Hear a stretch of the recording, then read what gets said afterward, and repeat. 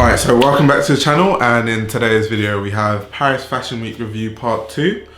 As I've said earlier in an earlier video before, if you want to be featured in a video to come where me and my friends, I don't know who I'm going to invite for it, but it will be someone, we're going to rate subscribers' outfits and stuff. So when you post your Instagram outfit pictures, make sure to use the hashtag IOTFA. So yeah, in this video we're going to be looking at 4 different brands. So Boris Bidjan Saberi, Y-3, Yohji Yamamoto, and Berluti. So yeah, let's get straight into it.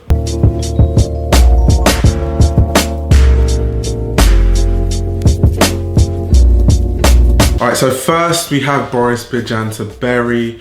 Not that many people know about this brand. I didn't even know about Boris Bidjan Saberi till the allotment store. I started walking in the allotment store and they stock a lot of Boris. And that was about 2 years ago that I found out about the brand. It's really good. Boris Bidjan Saberi is a German menswear designer. His designs are avant-garde. They have like this hip-hop streetwear twist to it, but at the same time they have this like Arabian aesthetic as well. It's quite a cool aesthetic, very, very unique. And him as a designer, even though he's a German designer, he's based in, I think, Spain, and he even studied fashion design in Spain, but he normally shows at Paris Fashion Week. But if I was to compare his designs to any designer, it's like a fusion of Demeulemeester and Rick Owens, and obviously there's a bit more color in it than those two brands. But for the most part, his avant-garde designs do have very dark aesthetics to it. Boris Bidjan Saberi is a brand as well, also has a diffusion line called 11. So it's just like other brands, it's kind of like more affordable, more wearable, and it's more streetwear. It's more minimalistic as well. So you might have seen Boris Bidjan Saberi 11 around. That's different from mainline Boris Bidjan Saberi. Now, we're gonna get into the collection. So this collection was quite crazy. It had many different aspects to it. There are loads of kimonos with like these utility straps around them. In this collection, Boris drew a lot of inspiration from Japanese design. The models were literally looking like ninjas. It was hilarious, but there were some crazy and insane silhouettes that I saw. And to be honest, that's what I've come to expect from Boris Bidjan Saberi. Yeah, the models are just out here looking like the Uchiha clan. The knits were insane. There was this one piece that was just crazy. The knit. In fact, you know what? Yeah, I'll give you 10 seconds to take in how sick this knit is.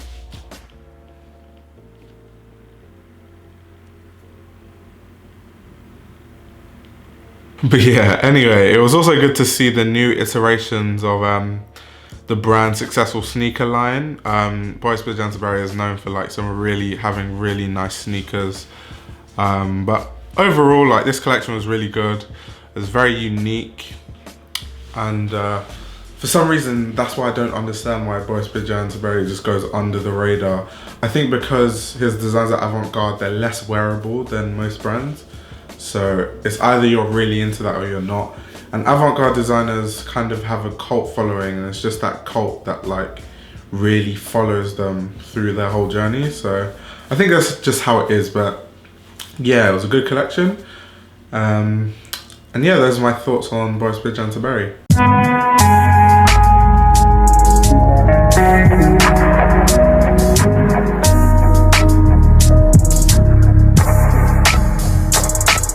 Alright, so the next brand I'm going to talk about is quite a big one, and this is Veloute. Now, the head of, or should I say the creative director of Veloute is Kris Van Assche, and he is the person who was the creative director at Thom before Kim Jones replaced him.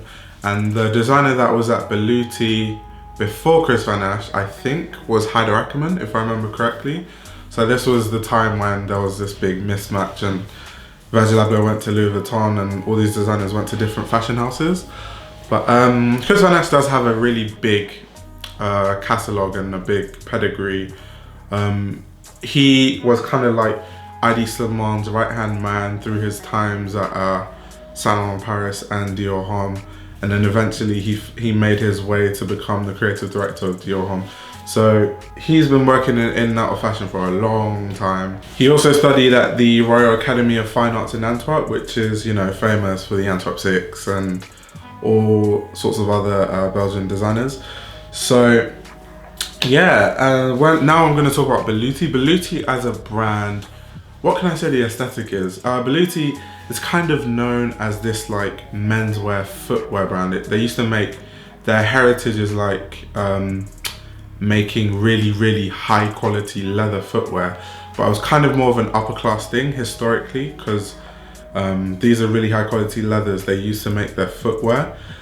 So they've been a footwear brand forever, until I think it was 2011 when they tried to make it more commercial by adding clothes to the line, you know, to just increase their horizon, increase their customer base, because some people might see the clothes and then buy the footwear. Some people know about the footwear and then might end up buying the clothes.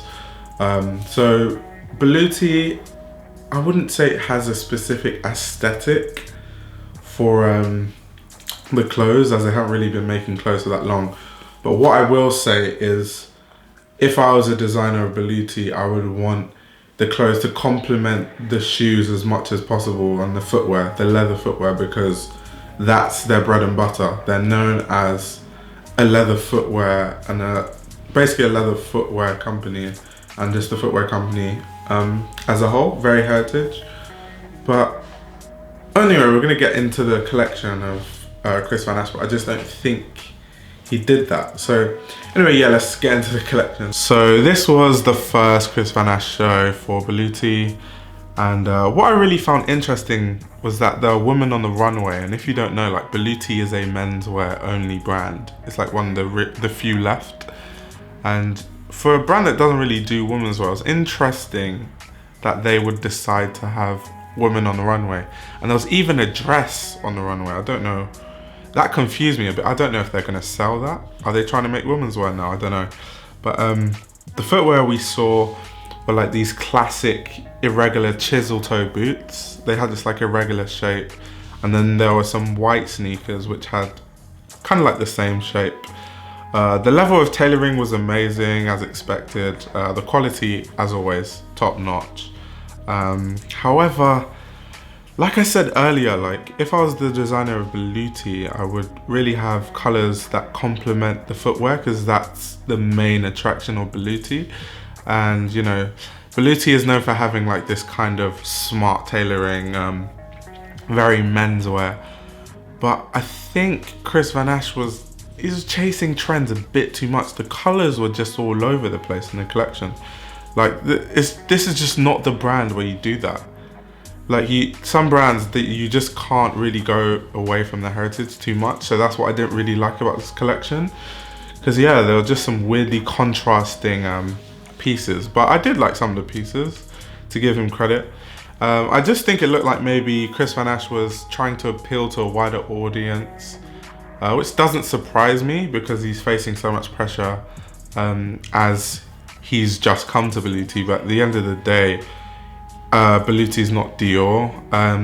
I think the customer base of Berluti is not one of those brands that is really going to expand that much. It's a very niche brand. So I think you just want to focus on keeping the customers that you already have, and then maybe try to expand a little bit. But if you go around chasing trends, a brand like Berluti, I don't think that's going to work, because you're going to lose your customers, your loyal customers. And the customers you're trying to get, you're competing with the likes of Dior and Thom Browne and all sorts of other brands. So yeah, I commend him for bringing this modern and trendy look to Berluti, but in a nutshell, let's just say I miss Haider Ackermann. Yeah, because I just think Haider Ackermann's collections were a bit more, even though he wasn't at Berluti for a long time, but I think his collections were a bit more cohesive. But it's still early stages, so, you know, I'll give Kris Van Assche the pass. He didn't do a terrible job. I just think he has this Dior mentality coming to Berluti, but they're just two entirely different brands. So yeah, those are my thoughts on the Berluti show. And yeah, let's get on to the next show.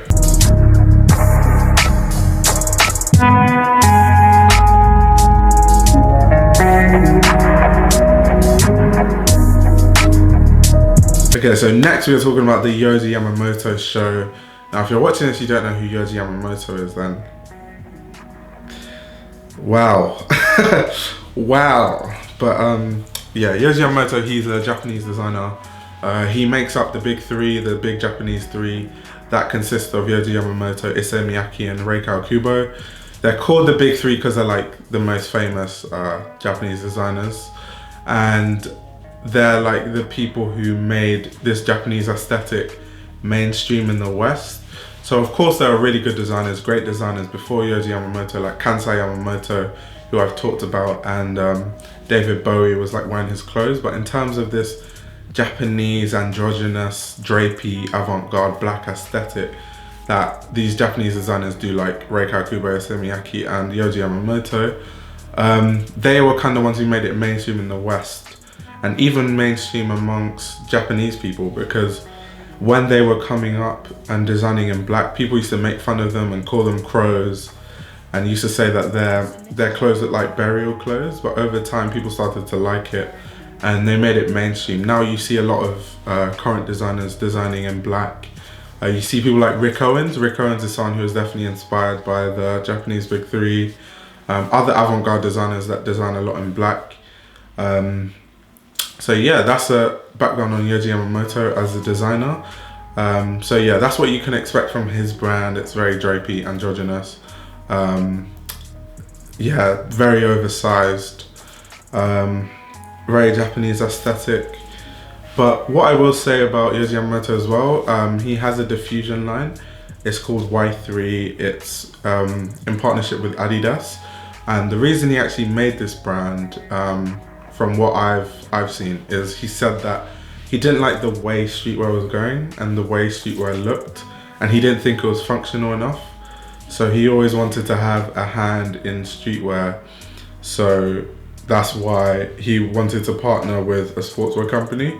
So Y-3 is more like techwear, you know, more wearable stuff. It's cheaper than Yohji Yamamoto mainline. So a lot of people like me who can't really afford Yohji Yamamoto mainline, my way of like supporting him and showing that I like his designs is by wearing a lot of Y-3. So yeah, but I'm gonna talk about Y-3 after this show anyway, so let's just get straight into the Yohji Yamamoto collection. Now in this collection we saw a lot of black drapey silhouettes as usual from Yohji Yamamoto. The collections that Yohji makes, at least the last few ones, have been a little bit similar, but it's his staple, it's his look, and it's something we can come to expect. There were these amazing patterns and stitching on the garments. There was like this spider embroidery, or that's what it looked like. And there was like these outerwear pieces with uneven panels. And there were even some bits that they drew inspiration from European military clothing. There was like a lot of military influences in this collection. And Yohji was even quoted saying, "Fashion designers are always inspired by army clothing. We study it a lot." So in summary, this was a really solid collection. You know, standard Yohji. It's what we've come to expect. Very oversized, very avant-garde, black. So yeah, it was a solid collection. Like, it didn't blow my mind, it's just Yohji, but Yohji is, his designs are his. We've come to expect what we've come to expect. If you're a big fan of Yohji, then you'll appreciate the collection. So yeah, that's what I thought about it.